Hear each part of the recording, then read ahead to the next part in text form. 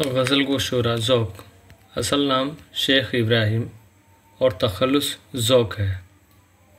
असल नाम शेख इब्राहिम और तख़ल्लुस ज़ौक़ है। वालिद का नाम शेख मोहम्मद रमज़ान। वालिद का नाम मोहम्मद रमज़ान। पैदाइश 1789 ईस्वी दिल्ली में पैदा हुए। तो ज़ौक़ की पैदाइश कब हुई? तो 1789 ईस्वी में कहाँ हुई? दिल्ली में हुई।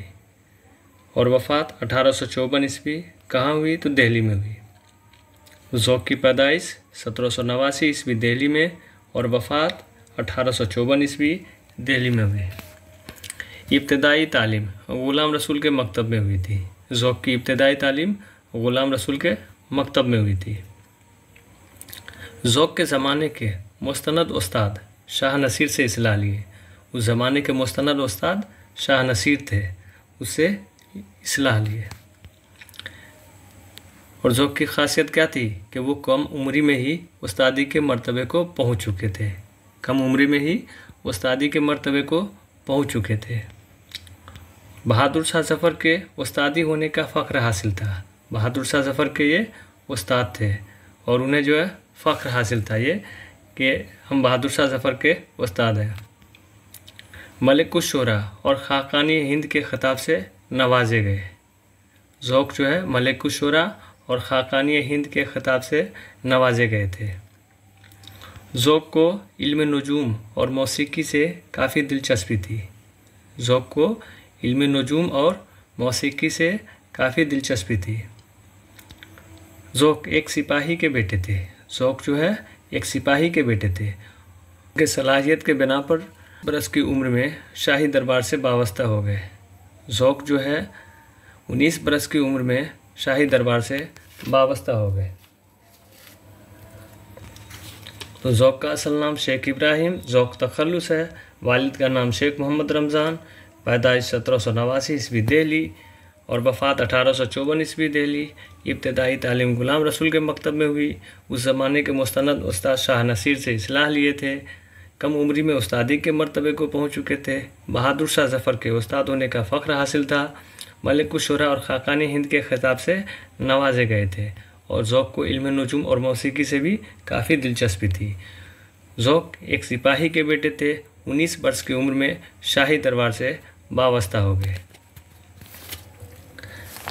अगर ज़ौक़ के बारे में तफसील से जानना हो तो हम ये जान सकते हैं कि ज़ौक़ जो है वालिद का नाम था मोहम्मद रमज़ान और उसकी इब्तदाई तालीम ज़ौक़ की इब्तदाई तालीम ग़ुलाम रसूल के मकतब में हुई थी। इब्तदाई तालीम ज़ौक़ की ग़ुलाम रसूल के मकतब में हुई थी। इसके बाद ज़ौक़ की तालीम जो है अब्दुल रज़ाक़ के मदरसे में हुई।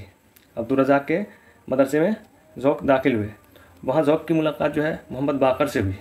ज़ौक़ की मुलाकात मोहम्मद बाकर से हुई। इसके बाद शाह नसीर से ज़ौक़ जो है इस्लाह लिए। शाह नसीर से ज़ौक़ जो है इस्लाह लेने लगे। शाह नसीर से इस्लाह लिए। शाह नसीर के मुलाकात के बाद ही शाह नसीर के तवस्सुत से बहादुर शाह ज़फ़र तक ज़ौक़ पहुँचे। बहादुर शाह ज़फ़र के दरबार से रसाई हुई ज़ौक़ की किसके बिना पर? शाह नसीर के वजह से। शाह नसीर उस वक्त बहादुर शाह ज़फ़र के उस्ताद थे। बहादुर शाह ज़फ़र के शाह नसीर उस्ताद थे और ज़ौक़ के भी उस्ताद थे। ज़ौक़ के भी उस्ताद जो है शाह नसीर ही थे। शाह नसीर जब दिल्ली छोड़कर दक्कन चले गए, इसके बाद बहादुर शाह ज़फ़र के उस्ताद जो है ज़ौक़ हुए। बहादुर शाह ज़फ़र के उस्ताद ज़ौक़ हुए। ज़ौक़ जब तख्त नशी हुए, जब बादशाह के तख्त पर ज़ौक़ बैठे, चूँकि बहादुर शाह ज़फ़र के उस्ताद थे ज़ौक़, इसलिए ज़ौक़ को मलिकुश शोरा का ख़िताब दिया। बहादुर शाह ज़फ़र ने मलिकुश शोरा का ख़िताब दिया ज़ौक़ को, इसके उस्तादी के बिना पर।